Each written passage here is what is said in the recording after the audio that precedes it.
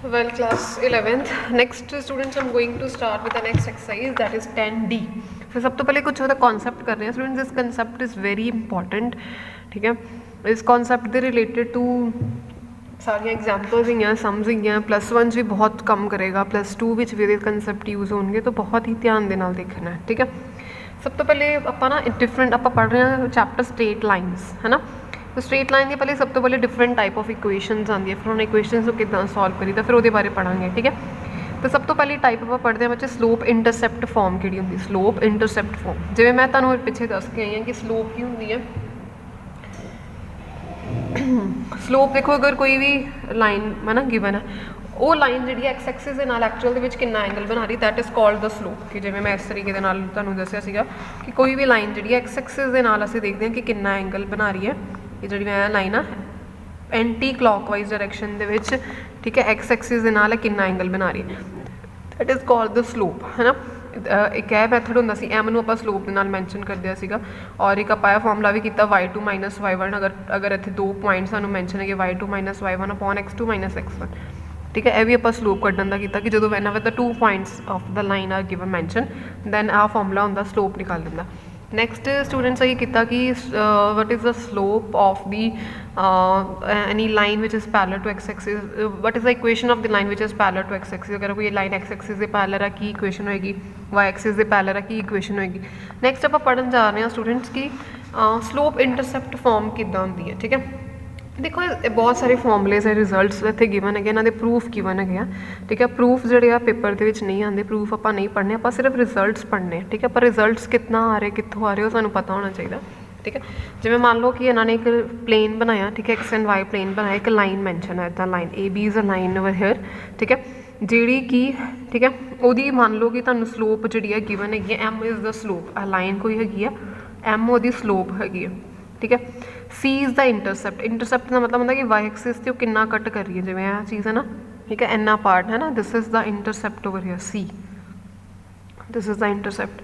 अगर यह पॉइंट मैं मैंशन करा, मान लो P is any point over here, P of X and Y. ठीक है, सानू इत्थे सिर्फ 3 चीज़ां चाहिए. एक्स की वा एदा एक्स कोआर्डीनेट, मतलब इन्ना ही पॉइंट है ना, दिस इज़ एक्स. इन्ना पार्ट की अगर मैं पी के कोआर्डीनेट की गल करा है ना, यह जो लेंथ होएगी vertical length, that is x and Y. ठीक है, उस बाद एम इज़ द स्लोप. ठीक है, सी की गा बच्चे इंटरसेप्ट. इत्थे जिस जगह पर जिवें मान लो इन्हें 2 ते कट किया, तो मैं कहूँगी इंटरसेप्ट कितना होगा 2. ठीक है, सो सी इज़ द इंटरसेप्ट हो गया, तां करके इन्हों आपां की कहते हैं स्लोप इंटरसेप्ट फॉर्म. ठीक है, this is the slope intercept form, मतलब स्लोप भी हैगी तो इंटरसेप्ट भी हैगी. सो इस केस दे विच इक्वेशन ऑफ लाइन की बनेगी इत्थे y is equals to mx + c. ठीक है, this is the general equation of the line. ठीक है, ये बहुत जगह पर काम आती है. ठीक है, ये आप याद रखांगे कि this is the general equation of the line. y की गवा y कोआर्डीनेट है जिहदे चों लाइन पास कर रही है. ठीक है, एक्स एंड वाई है ना जिवें इत्थे. ठीक है, जिहदे चों लाइन पास कर रही है, एक्स ते Y are the coordinate in which the line is passing through, m is the slope of that line and c is the intercept. C is the intercept, that's why it is called the slope intercept form. देखो students एक notes बना लो, जिवें देखो मैं भी इत्थे इदां करके नोट्स बनाए हैं, तुसीं भी प्रॉपरली नोट्स बना के लिखो कि किहड़ी इक्वेशन की किहड़ी लाइन होंदी है. ठीक है, सॉरी किहड़ी भी लाइन की किहड़ी इक्वेशन होंदी है. ठीक है, तो इस तरीके दे नाल डिफरेंट इक्वेशनस पहले तुहानूं पता लगणगीਆਂ, फिर उन्हां नूं आपां सॉल्व करांगे. नैक्सट आ जाती है बच्चे इंटरसेप्ट फॉर्म. हुण ध्यान नाल इत्थे यह याद रखना, this is the slope intercept form. Next आ जाती कल्ली इंटरसेप्ट फॉर्म. ठीक है, स्लोप इंटरसेप्ट का मतलब है कि इक्वेशन के स्लोप भी है तो इंटरसेप्ट भी है. ठीक है ना, इंटरसेप्ट फॉर्म के मतलब है कि कला इंटरसेप्ट है, स्लोप्स नहीं है, ओनली इंटरसेप्ट से. देखो इंटरसेप्ट हूँ आप किनू कहेंगे, इंटरसेप्ट कहने कि मान लो अगर एक्स एंड वाई एक्सिस इस तरीके बनाने, A B is a line over here. A B जी है ए पॉइंट जोड़ा है एक्स एक्सिस के उपर मतलब कितने कट कर रहा, जिवें इन्हें ए पॉइंट नूं कितने कट किया पॉइंट से, यह जिन्ना हिस्सा बन रहा है यह इंटरसेप्ट बन गया. एक्स एक्सिस के उपर मैं कहूँगी this is the intercept on x axis, उन्होंने मैं ए ले लैनी है. ठीक है, तो जिहड़े पॉइंट ते वो वाई एक्सिस के उपर कट कर लैनी है, वो वाली उन्हें यू नो डिस्टेंस तो आप लै लीदा डिस्टेंस बी. ठीक है ना, अगर मैं इत्थे कोआर्डीनेट लिखने की कोशिश करा स्टूडेंट्स, आ डिस्टेंस बी है.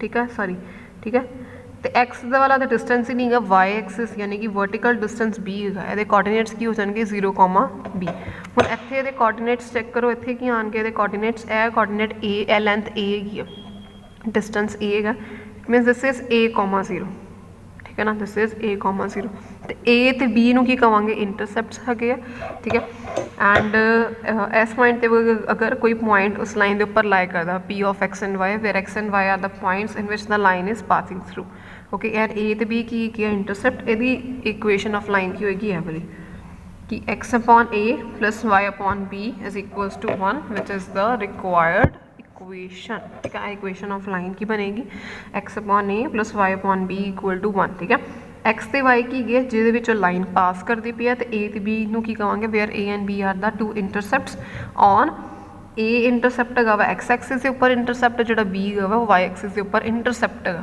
ठीक है कट कर रहा उन्होंने so this is the intercept form of equation of line आ भी इक्वेशन ऑफ लाइन है आ भी इक्वेशन ऑफ लाइन है ठीक है this is the slope intercept form this is the intercept form ठीक है तो इस तरीके के different type of equation different question आप यूज़ करांगे ठीक है नैक्सट इज द स्टूडेंट आ जाती है नॉर्मल फॉर्म और परपेंडिकुलर फॉर्म ठीक है तो नॉर्मल फॉर्म या परपेंडिकुलर फॉर्म को किस तरीके लिखिदा मान लो कि अगर एक्स एंड वाई एक्सिस आ एक लाइन का ਉਹਦੇ सेंटर तो मतलब इतों ओरिजिन तो लैके जो परपेंडिकुलर तक का डिस्टेंस है ना ठीक है इनू मैं पी ले लैनी this is a perpendicular distance P ठीक है P is a perpendicular distance from the origin of the line and origin to this है ना इस पॉइंट के सेंटर ते करके मतलब इस सेंटर ते नहीं मतलब इस ओरिजिन तो लैके लाइन तक का जो परपेंडिकुलर डिस्टेंस लै रहे उन्होंने मैं P नाल डिनोट कर दी हाँ ठीक है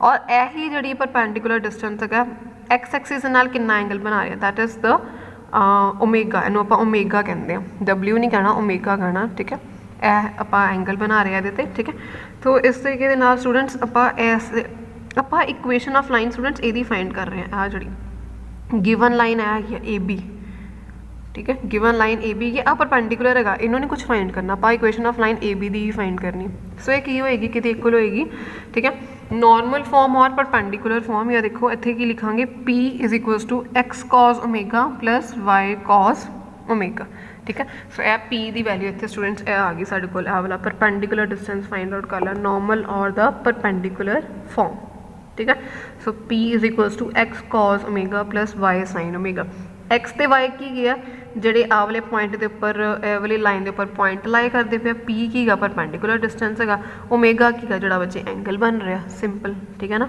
ये आप क्वेश्चन के करांगे आप ठीक है सो पी की होएगा बच्चे ऑलवेज पॉजिटिव होगा नैगेटिव कभी नहीं आप लेना ठीक है तो ओमेगा जोड़ा बच्चे 360 डिग्री तक लाए कर सकता कोई भी हो सकता ना एंगल इदा करके सो ये आप लवेंगे 0 to 360 degree okay so next is the distance ते सिमेट्रिक फॉर्म आ गई साढ़े को इतने डिस्टेंस और द सिमेट्रिक फॉर्म ओके देखो डिस्टेंस सिमेट्रिक फॉर्म कितना लिखती है मान लो कोई लाइन है x1 y1 एक्स ते वाई ते पॉइंट पास करती पी x1 y1 ते गिवन पॉइंट्स है गिवन पॉइंट है देखो ना if a line passing through the given point x1 y1 ठीक है एंड थीटा एंगल बना रही है एक्स एक्सिस के नाल ठीक है थीटा एंगल बना रही है एक्स एक्सिस के नाल एंड उस तो बाद इन्होंने दोनों का आपस के जो डिस्टेंस है ना ए पॉइंट से आवला गिवन पॉइंट पी इन्हों का डिस्टेंस ही है आर ठीक है ना where r is the distance of the point x y from the point x1 y1 ठीक है तो इन्हों का डिस्टेंस आर है इस केस के इक्वेशन ऑफ लाइन है होगी x minus x1 upon cos theta y minus y1 upon sine theta equal to are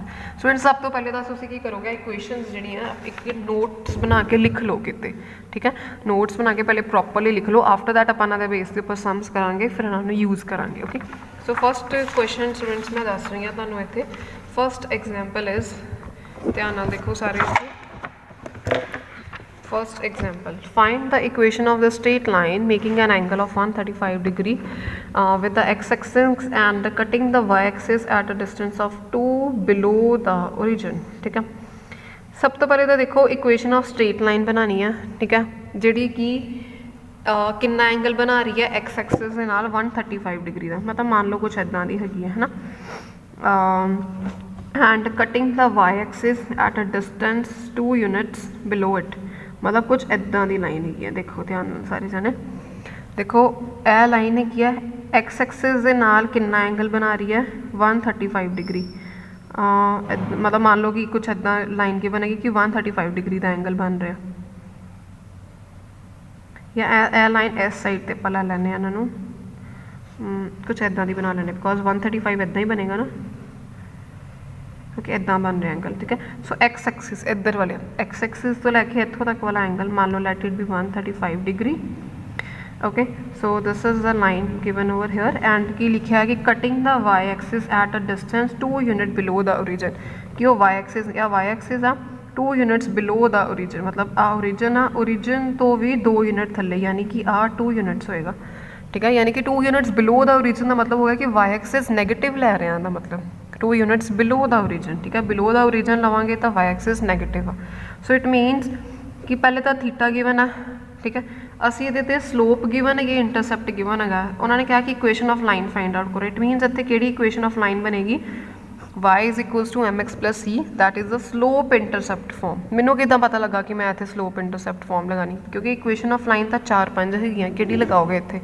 ठीक है, सो इतने सानू इतों पता लगा कि एक मैनू स्लोप गिवन है, स्लोप किवें गिवन है, देखो एक एंगल गिवन है, एंगल तो स्लोप तो निकल आती ना, if the theta is given m is equals to tan theta, first exercise पढ़े आप। ठीक है, ये तो साढ़े कोल थीटा की वैल्यू आ गई, m is equals to tan 135, बच्चे की वैल्यू नू फाइंड आउट किया, that is equal to -1। Okay, so here it is m साढ़े कोल आ गया उससे। ठीक है, यह तुहानू फाइंड आउट करनी आती है वैल्यू नू। ओके, -1 एंड इंटरसेप्ट, देखो स्टूडेंट c जो है आप इंटरसेप्ट लैने। ठीक है ना, इतने इतों ध्यान रखना कि एक स्लोप गिवन है, एक इंटरसेप्ट गिवन है, y is equals to mx plus c, slope भी लगानी है तो इंटरसेप्ट वाली आही वाली इक्वेशन ऑफ लाइन में तुसी स्टूडेंट्स यूज़ करना है इतने। ओके, तो इतने आ गया c इज इक्वल्स टू -2। हुण equation of line simply y is equals to mx plus c, y भी उदा ही लिख देना, m की वैल्यू कितनी है -1, पुट ओवर हेयर -1, x आ गया प्लस c की value -2, put the value of c equal to -2 over here. So this is the required equation of line. ठीक है, this is the required equation of line आप इतों find out की है। ठीक है जी, इस तरीके के नाल तो स्टूडेंट्स देखो तुसी नैक्सट जी है सैकेंड एग्जाम्पल नहीं करनी है। ठीक है, फोर थर्ड एग्जाम्पल भी नहीं करनी है।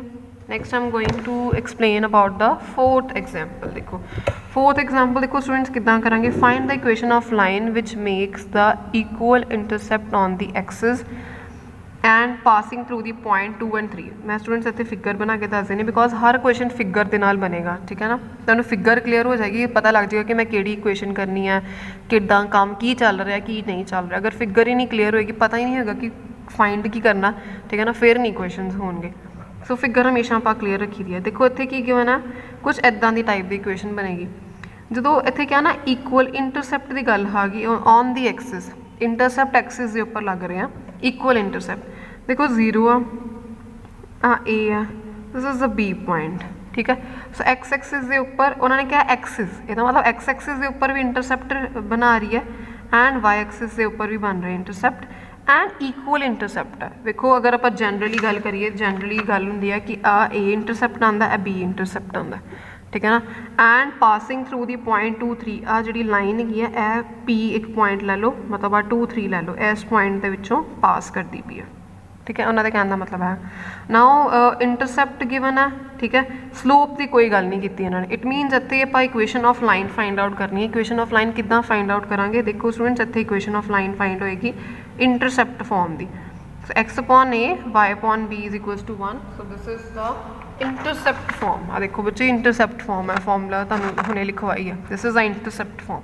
अगर स्लोप भी गिवन हो, इंटरसेप्ट भी गिवन हो, फिर slope intercept form, otherwise intercept form ए वाली। ठीक है ना, so this is the intercept form which is given over here. ठीक है, this is mentioned over here, this is the intercept form. Okay, उन्होंने क्या कि इक्वेशन ऑफ लाइन कटो। देखो स्टूडेंट्स इतने एक पॉइंट याद रखना, इक्वल इंटरसेप्ट कहे।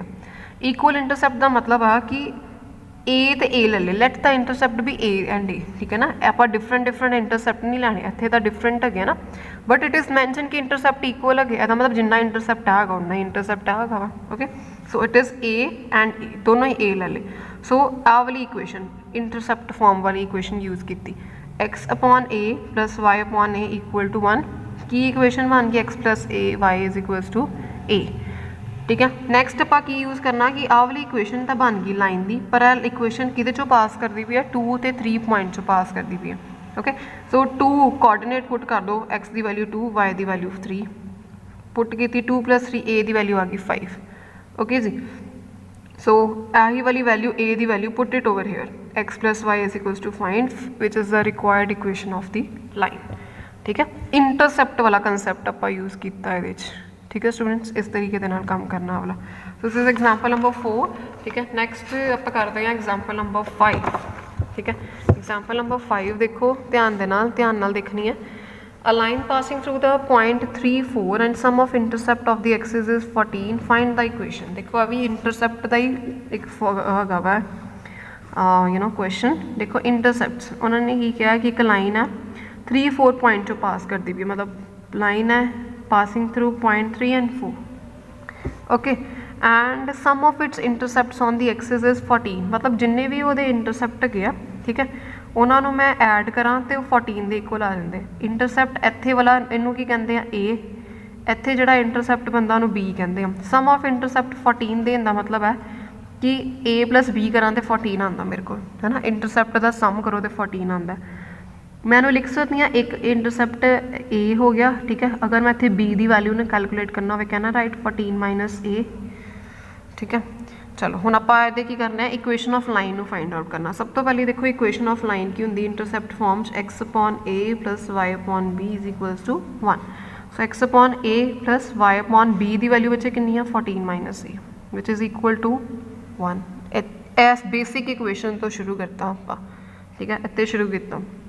आफ्टर दैट उन्होंने कहा सीगा कि किहड़े पॉइंट चो पास करती पई है 3 ते 4 चो पास करती। पॉइंट पुट कर दो 3 and 4। ठीक है ना, पॉइंट पुट कर दो 3 and 4।